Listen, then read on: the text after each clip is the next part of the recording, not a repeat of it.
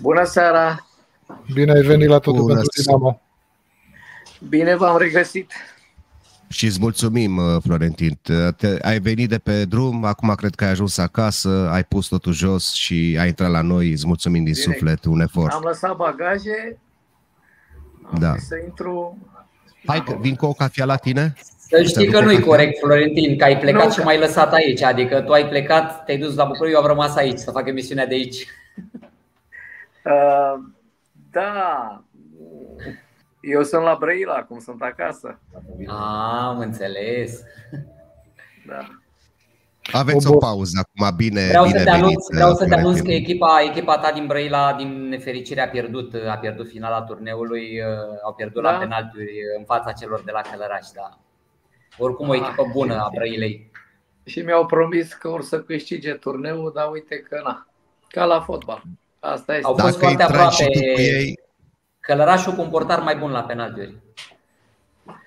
Loterie. Aici eu așa îi spun, e o loterie în care cine ratează pleacă acasă. Florentin, uite, noi suntem niște ghibițari. Încercăm să gândim și noi cât de mult putem. Noi considerăm că venirea ta la Dinamo a adus un plus extraordinar și prin prisma mentalității, și prin prisma spiritului, și parcă vedem un alt Dinamo din toate punctele de vedere. Parcă vedem mai mult sacrificiu, parcă vedem și o atmosferă mai bună în sânul lotului și staffului, și nu poate să fie doar o coincidență. Eu sunt convins că acolo e un pic și mâna ta. Tu ești un băiat foarte modest, nu o să zici da, așa este, pentru că te cunoaștem, dar vreau să-mi spui tu mie așa, ce le faci jucătorilor? Pentru că am auzit că stai cu ei după antrenamente, șutați, am auzit că încă centrezi la nivel de primă ligă. Povestește-ne puțin așa pe scurt. În primul rând, este o muncă de echipă. E o muncă de echipă unde ne-am înhămat să ducem acest bun început, vrem să-l ducem până la capăt. Suntem o armată de oameni care ne ocupăm de bunul mers al echipei.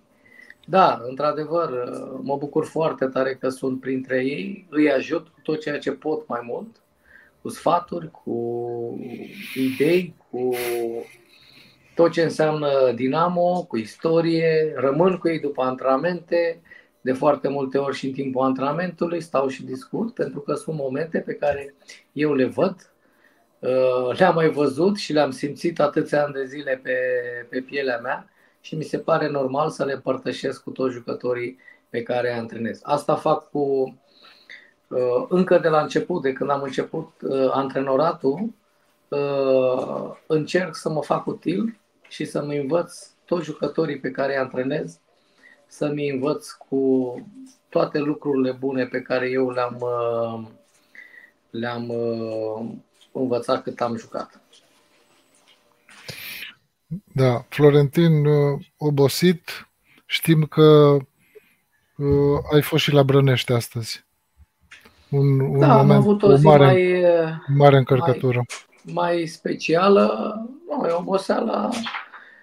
Asta este viața noastră și nu avem de ce să ne plângem. Din contră, astăzi, într-adevăr, am fost cu o parte dintre jucători la mormânt, la Cătălin, pentru că s-au împlinit 24 de ani de când nu mai este printre noi.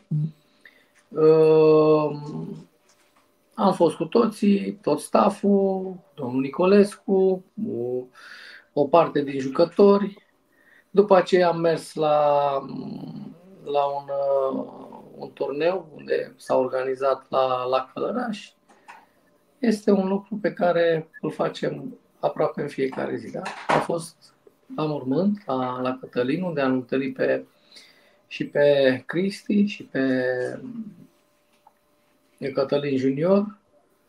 Am stat de vorbă, am avut un moment în care erau câțiva copilași, 5-6 copilași, care nu au apucat să-l cunoască și să-l vadă pe viu pe Cătălin și le-am povestit puțin din felul și din calitățile pe care el le avea în perioada când juca. Da. Florentin este al doilea antrenor principal al lui Dinamo, Florentin Petre, mulțumit de rezultatul de ieri de la Ovidiu? Pentru că nu este numai părerea mea aici și nu vreau să te flatez în niciun fel.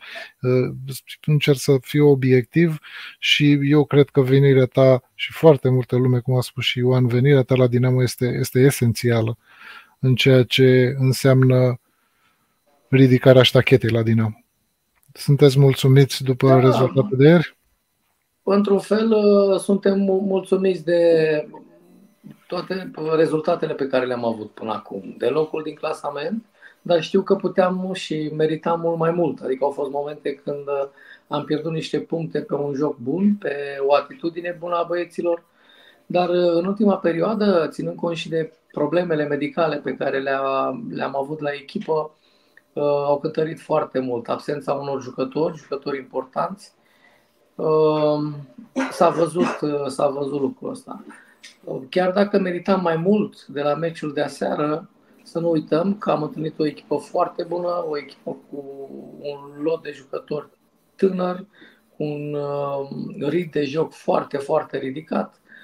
Au avut și câteva ocazii, la fel ca și noi, bineînțeles, de a marca, dar una peste alta eu cred că este un rezultat echitabil. Adică ar trebui să ne mulțumim ambele echipe cu câte un punct.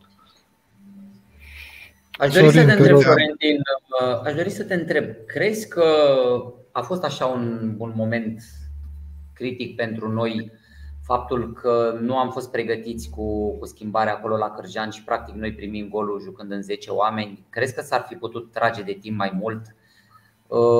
Chiar nimeni n-a avut sclipirea aia măcar să-l pună pe golul Bovici să stea pe jos până efectuăm schimbarea, pentru că eu sunt convins că dacă Dinamo rămânea în 11 jucători, noi nu primeam acel gol. Ei au pus atunci, alea 4 minute, au pus o presiune incredibilă pe noi. Da, într-adevăr au jucat cu o presiune încă de la început. Eram sigur că așa vor începe jocul. I-am urmărit toată săptămâna, ne-am pregătit foarte bine pentru acest joc, dar fotbalul este imprevizibil. Nu poți să știi ce se întâmplă. Cătălin a ieșit accidentat de pe teren, a ieșit într-un moment în care un pic ne-a surprins, pentru că nu ne așteptam să iasă de tot. Și au profitat de momentul ăla.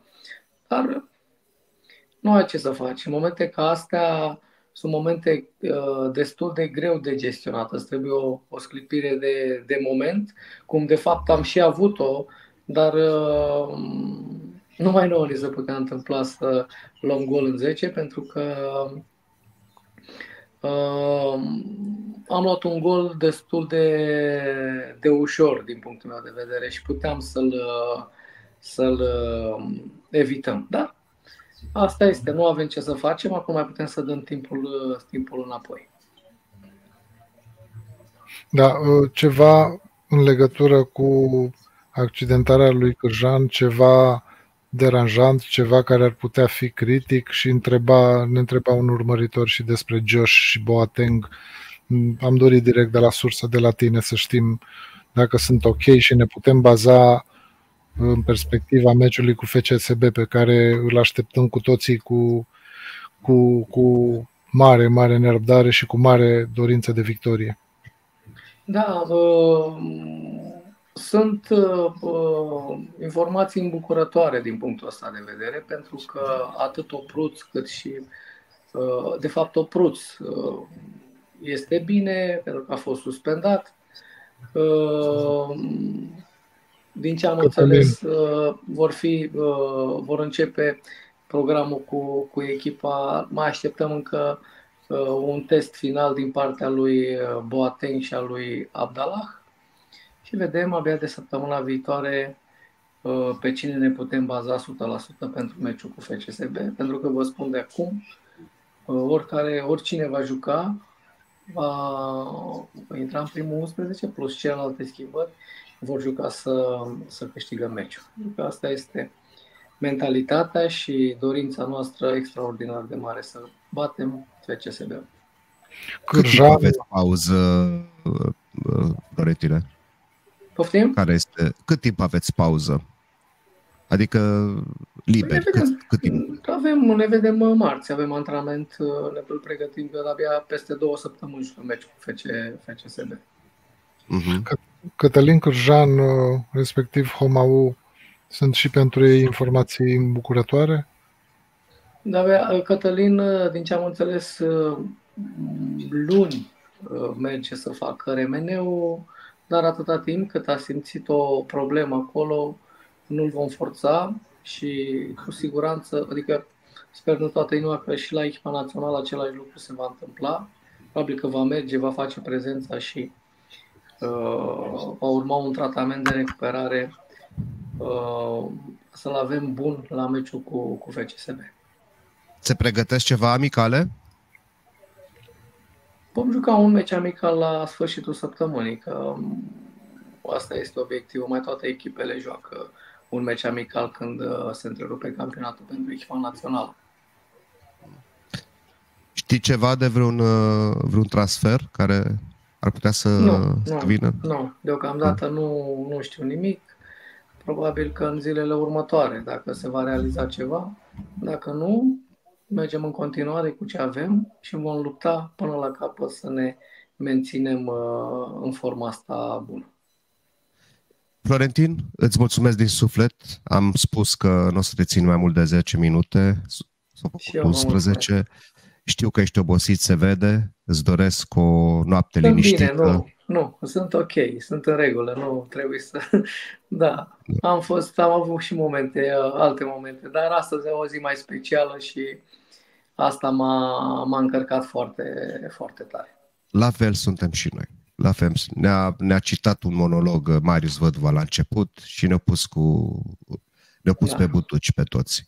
Da, despre Cătălin Îldan, bineînțeles. Da. Mulțumim din suflet, mult succes, Florentine. Mulțumim mult, Cătălin. Hai Dinamo! Mulțumesc! Hai Dinamo! Numai bine vă doresc! Mi-a plăcut, mulțumim, la revedere!